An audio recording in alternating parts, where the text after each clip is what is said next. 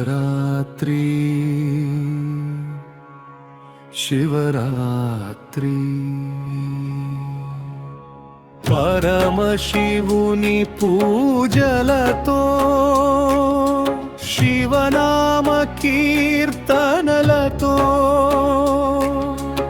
అభిషేకాల జాగరణలతో శివదర్శన భాగ్యంతో తరించే శివరాత్రి శివరాత్రి.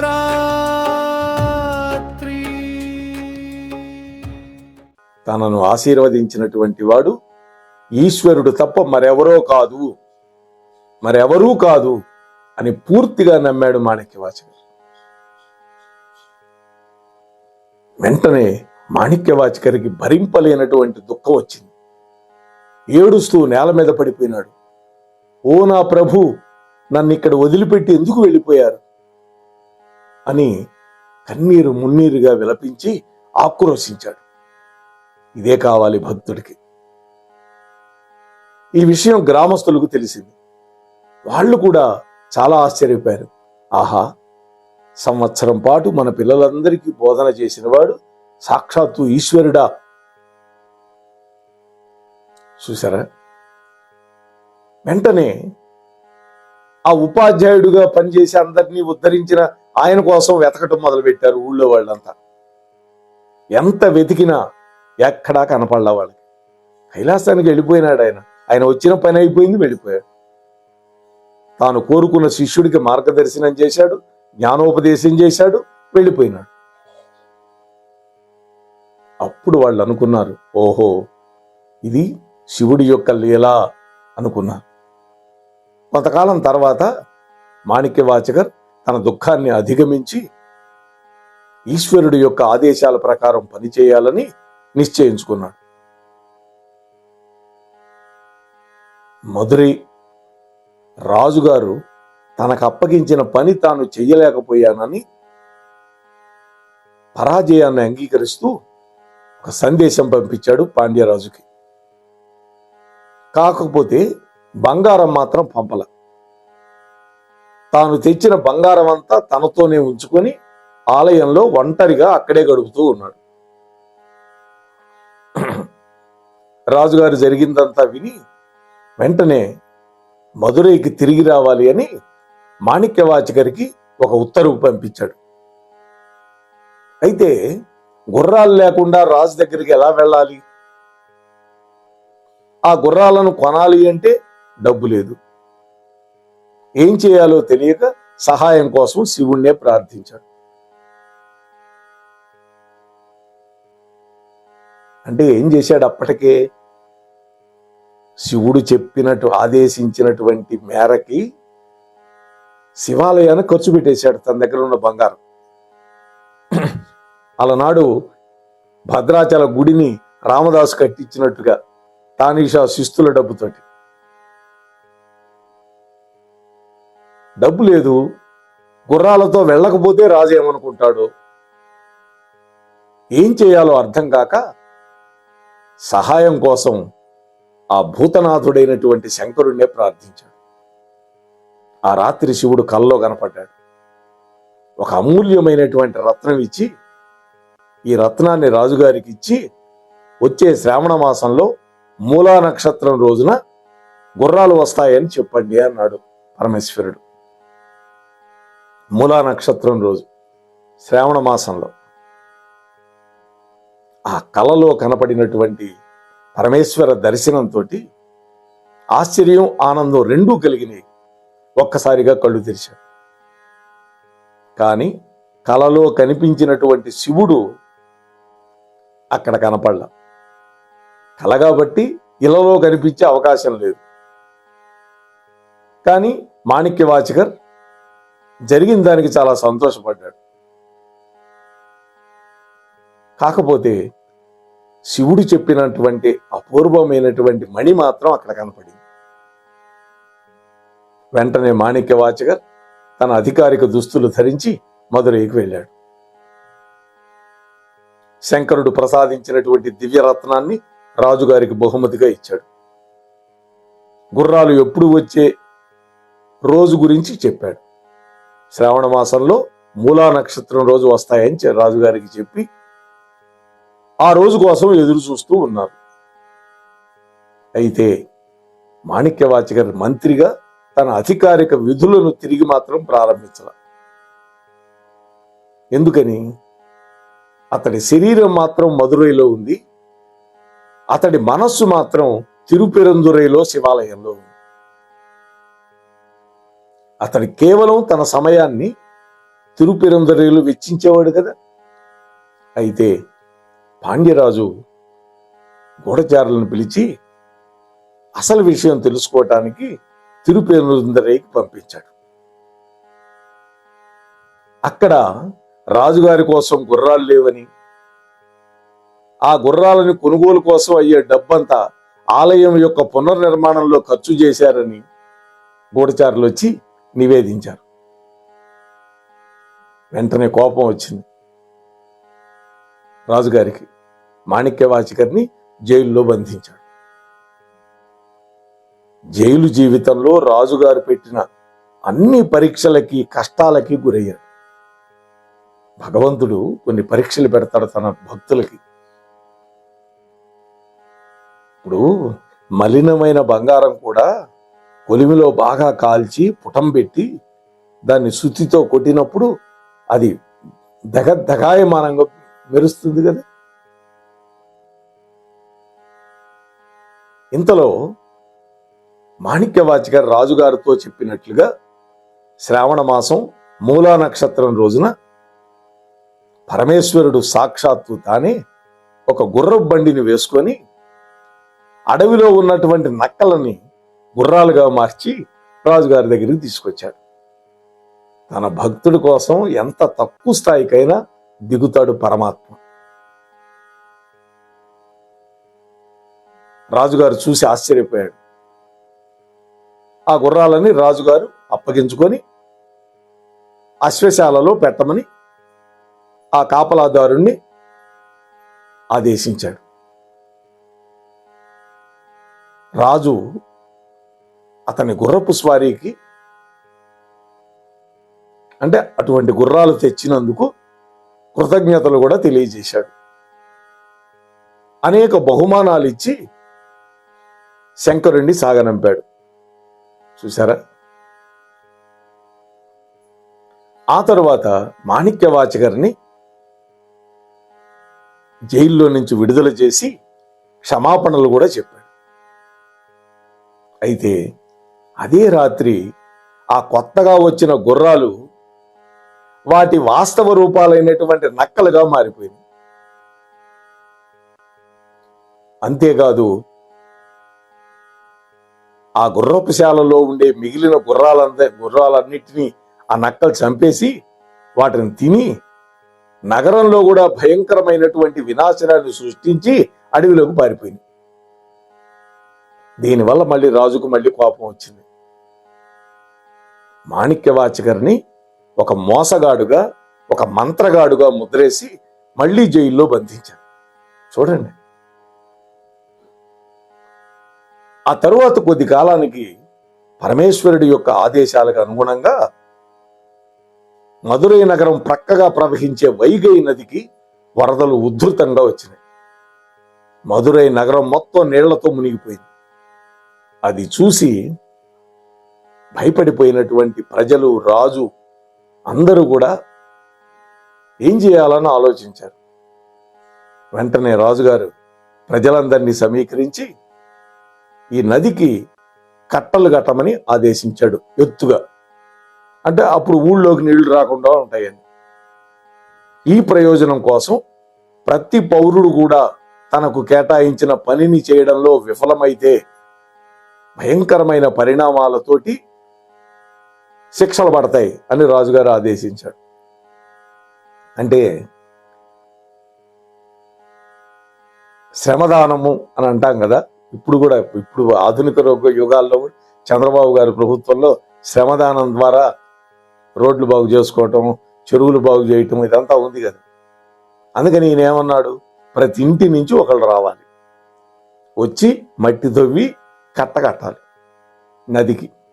ఇది ఆదేశం. అయితే మదురైలో అమ్మయార్ అనేటువంటి ఒక వృద్ధ మహిళ ఉంది. ఆమె గొప్ప శివభక్తురాలు. ఆమె ఒంటరిగా ఉన్నది. ప్రతిరోజు పొడి బియ్యంతో తీపిగా పిట్టు అనే ఒక పదార్థం తమిళంలో తయారు చేసి దాన్ని అమ్మి తద్వారా వచ్చినటువంటి డబ్బుతోటి జీవితం సాగిస్తోంది. నదికి అడ్డుకట్ట మీద రాజుగారు ఆమెకు కేటాయించిన పని చేయటానికి ఆమె దగ్గర ఎవరూ లేరు, డబ్బు లేదు. డబ్బు ఇచ్చి ఎవరి దగ్గరన్నా పని చేయిద్దామంటే. అందువల్ల ఆమె చాలా ఆందోళన పడింది. పరమేశ్వర, నేను వృద్ధురాలిని, నీ భక్తురాలిని, ఇప్పుడు నేనేం చేయాలి? రాజుగారి యొక్క ఆజ్ఞ ఎలా నెరవేర్చాలి అని ప్రార్థించింది. ఆమె నిస్సహాయత చూసినటువంటి ఈశ్వరుడు కూలీ వేషంలో ఆమె ఇంటికి వచ్చాడు. చూసారా, పరమేశ్వరుడు తన భక్తుల కోసం ఇందాక చెప్పుకున్నట్టు ఎంత తక్కువ స్థాయికైనా దిగజారుతాడు. భక్త సులభుడు అంటారు. అందుకని ఆయన భుజం మీద పార, ఒక బుట్ట పట్టుకొని వచ్చాడు అక్కడికి. బామ్మ మీకు కూలీ కావాలా అని అడిగాడు. ఆయనే అవును అని చెప్పి, అయితే నీకు ఇవ్వడానికి నా చేతిలో పైసా కూడా లేదు, నేనేమి ఇవ్వగలను అన్నది. పరమేశ్వరుడు అన్నాడు, ఓ బామ్మ, నాకు డబ్బు అక్కర్లేదు. మీరు ప్రతిరోజు తయారు చేస్తారే పిట్టు, ఆ పిట్టులో నేను కొంత తినటానికి ఇస్తే చాలు, నా ఆకలి తీరిపోతుంది. నేను చక్కగా మీ వంతు పనిచేసి పెడతాను. ఆ అవకాశానికి సంతోషించింది బామ్మగారు. పిట్టు తయారు చేయటం మొదలుపెట్టింది. కానీ అవి ఇదివరకటగల్లాగా పూర్తి ఆకారంలో రాకుండా విరిగిపోతూ ఉన్నాయి. చూసారా, ఆశ్చర్యపోయిందా? అవి ఎంతో అనుభవజ్ఞురాలు, ప్రతిరోజు తయారు చేసేవి, కానీ విరిగిపోతున్నాయి, కుడుములు లాంటివి అనుకోండి. దీనితో ఆశ్చర్యపోయినటువంటి ఆమె కూలీకి కొన్ని ముక్కలు ఇచ్చింది. అతను వీలైనవన్నీ తినేశాడు. నది కట్ట మీద పని చేయటానికి వెళుతున్నానని చెప్పి వెళ్ళిపోయాడు. ఆశ్చర్యకరంగా వృద్ధురాలు తయారు చేసినటువంటి ఆ పిండి చెక్క ముక్కలని కూలీకి ఇచ్చినప్పటికీ చెక్కు చెదరకుండా అలాగే ఉన్నాయి అవి. మళ్ళీ ఆశ్చర్యపోయిందా? గబగబా ఆ కూలీ పని చేసే ప్రదేశానికి వెళ్ళింది. కానీ అక్కడ పని చేయకుండా హాయిగా పడుకొని ఉన్నాడు. ఎంతో మంది పని చేస్తూ కనపడ్డారు అక్కడ. తన ఇంట్లో పుట్టు తిన్నటువంటి ఆయన మాత్రం హాయిగా కులాసాగా ఉన్నాడు అక్కడ పడుకొని. అదే సమయంలో రాజుగారు కూడా ఈ మట్టి కట్ట పని ఎంతవరకు జరిగింది అంటూ తెలుసుకోవటానికి కలయ తిరిగి పరిశీలిస్తూ ఉన్నాడు. కానీ ఈ అమ్మగారు కేటాయించిన పని భాగాన్ని చూశాడు. అక్కడ ఆ కూలీ రూపంలో ఉన్న శివుడు మాత్రం దిలాసాగా ఉన్నాడు.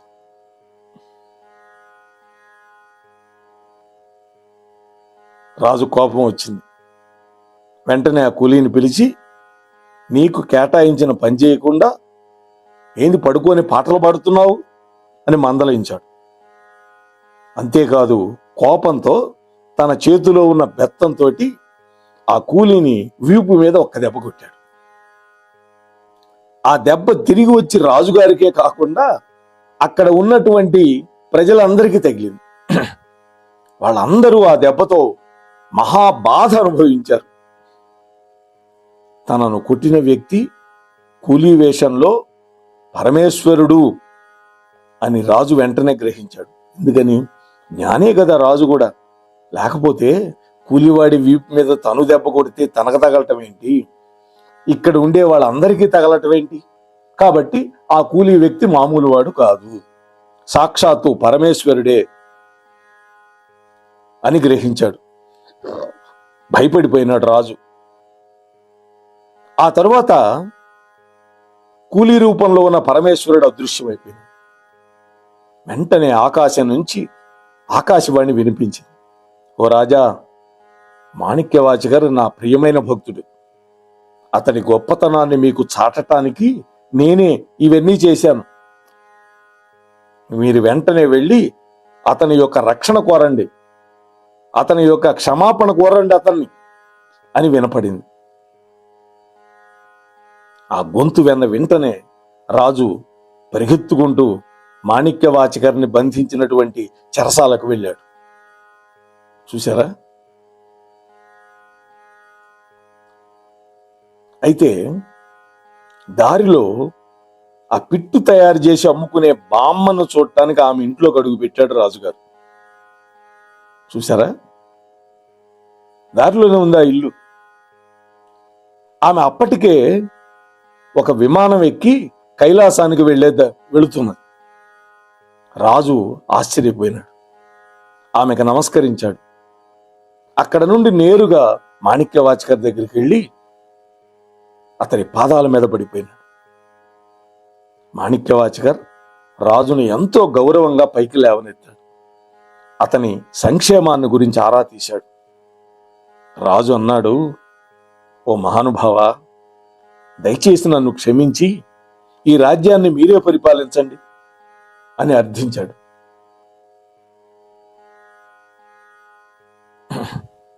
కానీ మాణిక్యవాచకర్ సమ్మతించల.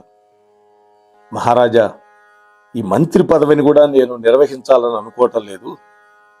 నేనిక నా శేష జీవితాన్ని పరమేశ్వరుడి యొక్క ఆరాధనతోటి ఆయన యొక్క సేవలో నా జీవితం గడపాలనుకుంటున్నాను. నన్ను మన్నించి నన్ను ఈ పదవి నుంచి విముక్తి చేయండి అని కోరుకున్నాడు. ఇష్టం లేకపోయినా పరమేశ్వరుడి యొక్క భక్తుడి యొక్క మాట పాటించాడు రాజుగారు. ఆ తరువాత మాణిక్యవాచకర్ తమిళ ప్రాంతంలో పర్యటించటానికి బయలుదేరాడు. అనేక పాటలు కూర్చి వాటిని పాడుకుంటూ పర్యటన చేస్తూ ఉన్నాడు. అనేక శివాలయాలను సందర్శిస్తూ ఉన్నాడు. ఆ రోజుల్లో కూడా ఒక ప్రధాన శైవ పుణ్యక్షేత్రంగా ప్రసిద్ధి చెందినటువంటి తిరువణ్ణామలైకి వెళ్ళాడు. అదే అరుణాచలం అని మనం అంటాం తెలుగులో. తమిళం వాళ్ళు తిరు అన్నామలై. మాణిక్యవాచకర్ తిరువణ్ణామలై దేవాలయాన్ని సందర్శించినటువంటి సందర్భంలో తిరువన్న కామయ్య అనేటువంటి కవితలు తిరువెంబావై అనేటువంటి కవితలు కూర్పు చేసి చక్కగా రాగయుక్తంగా పాడాడు. అక్కడ అరుణాచల గిరికి ప్రదక్షిణ చేస్తున్నప్పుడు అక్కడ ఒక సంప్రదాయం ఉంది. అన్నామలైలోని ప్రదక్షిణ రహదారి మీద ఉన్న ఒక చిన్న ఆలయం 2 కవితలు పాడినటువంటి ప్రదేశానికి గుర్తుగా ఇప్పటికీ ఉంది. భక్తులందరూ ఆ పరిక్రమ చేసే సందర్భంలో ఈ ఆలయాన్ని దర్శించే సంప్రదాయం కూడా ఉన్నదండి. ఇక వారు చూపించిన మహిమలు చూస్తే ఒకానొకప్పుడు సింహళ దేశాన్ని పరిపాలించే రాజు కుమార్తె మాటలు రావట్లా. అటువంటి ఆయన కుమార్తెను వెంట పెట్టుకొని చిదంబరంలో ఉండే నటరాజస్వామి యొక్క దేవాలయానికి వచ్చాడు. అదే సమయంలో మాణిక్యవాచకర్ కూడా ఆ దేవాలయ సందర్శనానికి వెళ్ళాడు. ఈ మాణిక్యవాచకర్ గురించి విన్నటువంటి ఆ సింహళరాజు ఈయన పాదాల మీద పడి నమస్కరించి, మా అమ్మాయికి మీరే మాటలు తెప్పించాలి అని అడిగాడండి. అప్పుడు నటరాజస్వామి యొక్క సాక్షిగా మాణిక్యవాచకర్ ఆ సింహళరాజు కుమార్తెకి మాటలు తెప్పించాడు. మాణిక్యవాచకర్ నోటి నుండి త్రివాచకం వినాలని తిల్లై నటరాజస్వామి తిల్లై అంటే చిదంబరం బ్రాహ్మణ రూపంలో స్వయంగా వచ్చి మాణిక్యవాచకర్ అవి చెబుతూ ఉంటే తాటి ఆకుల మీద రాశాడు అనేటువంటి ఒక కథనం కూడా ఉందండి. అంటే లేఖకుడుగా ఉన్నాడు స్వామి శంకరుడు, చిదంబరేశ్వరుడు. ఆ తరువాత మాణిక్యవాచకర్ ఒక ఊరి నుంచి మరొక ఊరికి వెళుతూ భక్తి పాటలు కూర్పు చేస్తూ పాడుకుంటూ చివరికి చిదంబర క్షేత్రంలో స్థిరపడ్డాడు. అతడి యొక్క తిరువాకం తిరువణ్ణామలై శివుడి యొక్క విగ్రహం దగ్గర ఇప్పటికీ ఉన్నదండి. ఆయన ఒక గ్రంథం రాశాడు, ఆ గ్రంథాన్ని పెట్టారు. అలాగే చిదంబరం యొక్క ఆలయ గోడల మీద అనేక శ్లోకాలు ఆయన రాసినవి చెక్కబడ్డాయి.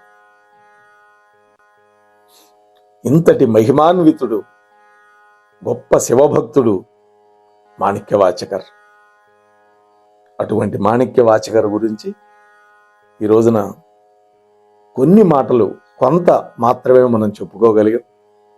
వాస్తవానికి 20-25 నిమిషాల్లో మనం వీడియో ముగిస్తాం.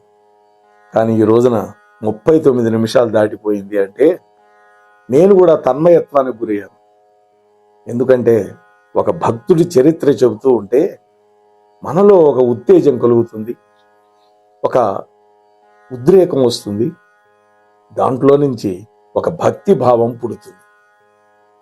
అటువంటి ఒక మహాభక్తుడి గురించి ఈ మహాశివరాత్రి సందర్భంలో మనం ముచ్చడించుకునే భాగ్యం మనకు కలిగించినటువంటి మోహనవాణి అధినేత అయినటువంటి శ్రీ అక్కునూరి సీతారామమోహన్ రావు గారికి, వింటూ ఉన్నటువంటి మీకు, చెప్పిన నాకు ఆ పరమేశ్వరుడు ఆయురారోగ్యాలు, అష్టైశ్వర్యాలు, భోగభాగ్యాలు ఇచ్చి చల్లగా కాపాడాలి అని మనస్ఫూర్తిగా ప్రార్థన చేస్తూ ముగిస్తూ ఉన్నాను.